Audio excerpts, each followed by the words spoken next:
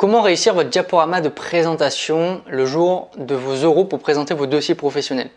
Dans cette vidéo, je vais vous présenter 5 de mes conseils pour bien réussir votre diaporama de présentation. Alors bienvenue sur LBTS MCO, bienvenue dans cette vidéo où je vais vous présenter du coup ces conseils que j'ai tirés de ma propre expérience quand j'ai passé mon BTS. Sur LBTS MCO, vous avez pas mal de choses pour pouvoir gagner du temps, donc grâce à des fiches de révision, à des cours privés de vidéos, vous avez beaucoup de contenu qui est disponible en description. Je vais vous partager dans cette vidéo mon expérience sur la présentation d'un diaporama, 5 conseils qui vont vraiment vous aider, puisque moi à mes oraux j'ai réussi à obtenir la note maximale 20 sur 20 sur mes 2 oraux professionnels, et notamment grâce à une bonne préparation de mon diaporama de présentation. Donc première chose qu'on va voir maintenant, c'est ce sont les bases justement pour réussir son oral. Il y a certaines bases à avoir. La première chose, c'est déjà d'avoir un bon diaporama au début. Si vous voulez réussir votre oral, il faut avoir préparé en avance son diaporama. Donc avoir des visuels qui sont quand même bien attrayants, de l'avoir bien préparé, de l'avoir répété plusieurs fois, c'est super important. Donc qu'est-ce qu'on entend par là? Donc au niveau du diaporama, donc il faut qu'il soit structuré, qu'il ait des titres, des sous-titres, qu'on comprenne un peu là où on veut en venir, qu'il y ait uniquement l'essentiel. Donc ça c'est l'erreur principale que font beaucoup d'étudiants, c'est de mettre des textes entiers dans les diaporamas. Surtout pas, sinon le jury va lire et donc il n'y a plus aucun intérêt que vous soyez là. Donc il faut vraiment mettre les points clés uniquement dans votre diaporama, donc des images et uniquement des mots-clés.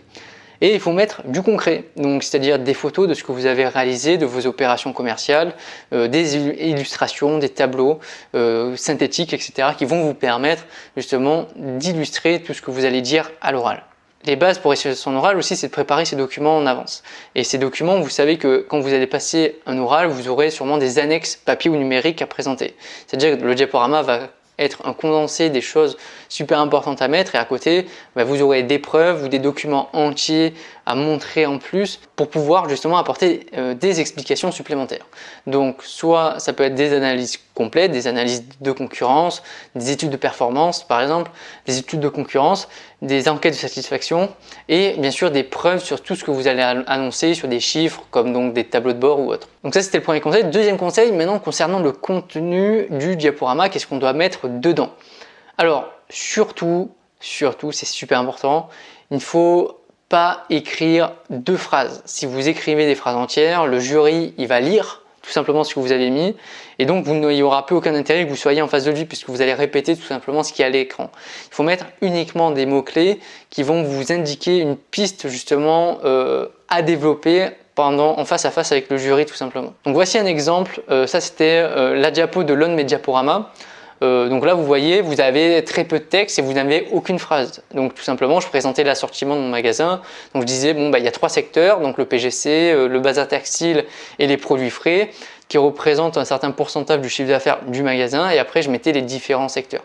Et là je vais vous montrer le contre-exemple que j'ai fait exprès pour cette vidéo pour vous montrer ce qui est attendu et ce qui n'est pas attendu. Donc ça c'est ce qui est attendu, c'est des diaporamas qui sont des diapos qui n'ont pas de texte, où vous allez expliquer quelque chose à l'aide de ces différents chiffres et de ces différents mots-clés. Donc le contre-exemple maintenant, c'est l'inverse, c'est-à-dire que vous voyez, j'ai repris le même diapo, donc au lieu de mettre 3 secteurs, vous mettez il y a 3 secteurs dans le magasin, donc là vous mettez des phrases entières. Donc par exemple le PGC est constitué de 3 secteurs, l'épicerie, le liquide et le DHP. Donc pour le bazar textile, ce secteur comprend 2 sous-secteurs, donc le bazar et le textile. Donc là vous mettez des phrases entières et ça c'est pas bon. C'est pas bon parce que le jury va lire, et s'il lit, il va être focalisé uniquement sur votre écran et pas sur vous-même. C'est pas vous qui allez soutenir le diaporama, mais c'est le diaporama qui va vous soutenir vous pour votre oral. Et c'est lui qui va vous guider dans votre explication et pas l'inverse. Troisième conseil super important pour réussir votre oral, c'est de respecter le timing de votre présentation à l'oral. Donc déjà, il faut s'entraîner. Il faut s'entraîner très dur parce que à force de vous entraîner, vous allez déjà vérifier que vous respectez bien votre timing. Alors le timing pour la CRC, c'est 10 minutes de présentation et ensuite c'est 35 minutes avec le jury d'explication. Mais votre diaporama au début, sans être interrompu, doit durer 10 minutes. Pour le PDUC, c'est 15 minutes. Donc c'est un peu plus long. Par contre, vous avez que 25 minutes d'interrogation avec le jury. Donc il faut les respecter ces temps-là. Il y a notamment dans la notation une partie respect du timing. Alors si vous faites par exemple 1 minute de plus ou de moins, c'est pas grave. Si vous faites 2-3 minutes de plus, voire 5 minutes de plus ou de moins, là ça devient problématique. Et donc en s'entraînant, vous allez pouvoir vérifier est-ce que vous n'êtes pas trop long, puisque des fois on a tendance à sous-estimer le temps de parole et donc croire qu'on va rien dire alors qu'au final on a déjà parlé depuis 5 minutes alors qu'on a l'impression qu'on a parlé depuis pas très longtemps. Donc il faut bien s'entraîner à l'avance pour être sûr de respecter ce timing. Quatrième conseil, ça va concerner les animations et les transitions pour votre diaporama. Donc il faut qu'elles soient simples et efficaces. Inutile de faire des animations qui vont faire le tour de l'écran avant d'apparaître et qui vont mettre 5 secondes à apparaître. Alors vous allez perdre du temps. En plus, franchement, le jury n'a rien à faire que votre texte il s'apparaît en flouté ou autre. Donc moi, ce que j'utilise tout le temps, ce sont vraiment des simples apparitions. Donc là, juste, vous allez dans l'onglet animation de votre diaporama, vous sélectionnez votre texte votre image. Vous cliquez sur animation, sur le PowerPoint et ensuite vous mettez apparaître tout simplement. Donc il va juste apparaître. Vous pouvez mettre un effet fondu si vous voulez, mais c'est pas très utile. Le but c'est de faire apparaître ce que vous voulez parler. Là, si vous commencez à faire entrée brusque, flottant, agrandir, puis dézoomer, etc., où il fait 3 fois le tour de l'écran, ça sert à rien. Ça sert à rien, vous allez perdre du temps, ça va prendre du temps pour les mettre en place déjà, parce que faire des animations, ça dure, ça met un petit peu de temps quand même. Et quand vous allez faire votre diaporama à l'oral, vous allez perdre du temps, vous n'allez pas être synchro avec, et donc ça va pas bien fonctionner. Donc faites simple, juste une apparition, c'est très suffisant. Là maintenant, concernant les transitions, c'est exactement le même principe, simple et efficace. Ça sert à rien de faire des effets de transition bizarres. Donc ce que vous utilisez, donc moi ce que j'utilise c'est transition standard principalement, juste vous allez faire un fondu où ça va changer de diaporama tout simplement. Alors moi je ne fais pas, je fais quand même une transition parce que je veux pas que ce soit trop brusque quand même, parce que ça ferait un peu bizarre. Soit j'utilise la partie fondue ici, soit celle-ci. Donc sur le contenu dynamique, c'est ce que j'ai également. Là je vais vous montrer. Donc par exemple quand je fais ça, voilà, c'est un fondu dynamique. Donc vous voyez, c'est pas mal moi je trouve, ça prend pas de temps et puis ça fait un petit effet supplémentaire qui est pas mal, c'est un effet assez surprenant et dynamique et c'est pour ça que je l'utilise.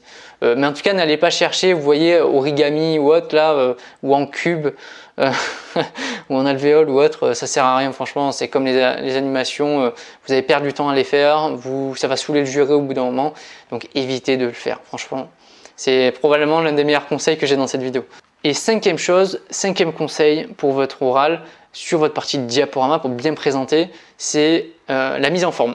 Utilisez une typographie unique et bien structurée à l'avance. Je m'explique. Il faut créer ce qu'on appelle une ligne de conduite pour avoir un diaporama cohérent. Donc voici par exemple une ligne de conduite qu'on peut se réaliser.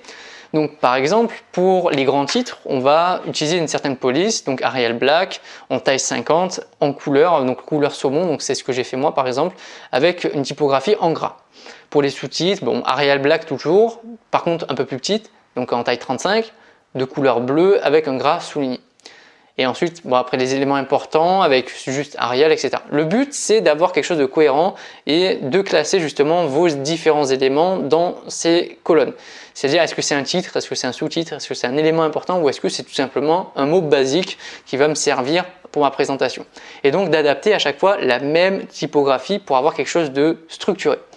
Alors, pourquoi je dis ça? Exemple, voici par exemple diagnostic, c'est mon titre. Donc Arial Black, taille 50, couleur saumon, c'est ce que j'ai fait en gras. Donc je me contente de ça. Ensuite, bon, j'ai dit mes sous-titres, c'est toujours Arial Black, un peu plus petit, vous voyez, toujours en gras, mais souligné cette fois-ci, et d'une couleur différente. Et tous mes sous-titres seront de cette manière-là.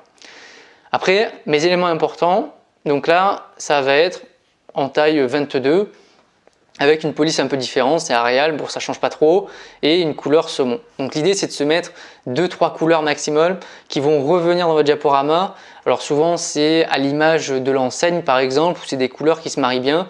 Alors évitez bien sûr les fonds d'écran tout noirs, les fonds d'écran ou rose fluo ou autre, c'est pareil, il faut rester vraiment très sobre, très simple pour éviter, parce que bon, les jurys vont voir des dizaines de diapos, et bon, un coup c'est jaune fluo, un coup c'est rose fluo, bon. Le but c'est d'être vraiment très sobre, couleur blanc derrière avec en tout cas des titres qui se voient bien, c'est super important. Et enfin, les mots basiques, vous voyez en Arial, couleur noire, sans typographie particulière. Et là, vous allez justement mettre vos éléments qui se relient justement à votre principale partie. Donc vos éléments qui sont quand même assez importants, que vous allez débattre dessus et présenter à votre oral. Donc concernant les couleurs, on va faire un exemple et contre-exemple. Il faut que ce soit sobre, comme je vous ai dit déjà précédemment, sur la partie mise en forme. Alors les goûts et les couleurs, bien sûr, c'est propre à chaque personne, mais c'est pour ça justement que vous allez faire une couleur plutôt sobre pour éviter de choquer le jury. Donc voici par exemple quelque chose qui est pas mal. Là c'était sur un diapo que j'avais fait. Donc là c'était pour présenter Henri Mintzberg notamment sur la partie management. Et donc j'ai fait voilà, des couleurs sobres, un fond blanc avec ma charte graphique que j'ai respectée. Donc il n'y a pas, voilà, c'est des couleurs qui sont plutôt sobres, qui se voient bien, avec une certaine logique de présentation, c'est plutôt pas mal. Le contre-exemple c'est celui-là. Vous voyez, j'ai juste changé là le fond d'écran. Et rien que le fait de mettre un fond d'écran bleu avec un bleu police par exemple, bon, vous voyez, ça n'a pas du tout la même allure et là, vous risquez de faire mal aux yeux au jury. Donc c'est pour ça que je vous dis toujours, restez simple, restez sobre, inutile d'aller faire une œuvre artistique dans votre diaporama. Le but c'est de présenter votre travail. Il faut que vous vous mettiez à la place justement du jury qui aura vu peut-être plusieurs candidats avant vous avec des diaporamas complètement différents. Et là tout d'un coup il va se retrouver avec, il avait ça juste avant sur un candidat et là tout d'un coup il a ce type de présentation. Déjà il va être agréablement surpris et du coup vous avez plus de chances d'avoir une meilleure note. Donc pour résumer, 5 conseils essentiels sur lesquels vous devez travailler pour votre oral. Déjà, il y a des principes de base sur votre diaporama. Il ne faut pas écrire de phrases du tout. Il faut s'entraîner massivement, s'entraîner. C'est super important pour respecter le timing. Il faut faire des animations et des transitions simples et avoir une mise en forme plutôt neutre et cohérente pour faire un bon diaporama et donc un bon oral. Donc, si vous n'êtes pas encore abonné, abonnez-vous. Merci d'avoir regardé cette vidéo sur justement Aide BTS MCO. Vous avez 600 fiches de révision également disponibles. Tout est indiqué dans cette description. Bon courage à tous si vous allez passer votre examen, que ce soit cette année ou l'année prochaine, peu importe. Mais en tout cas, ces conseils, ça vous sera utile, peu importe le type de diplôme que vous allez faire.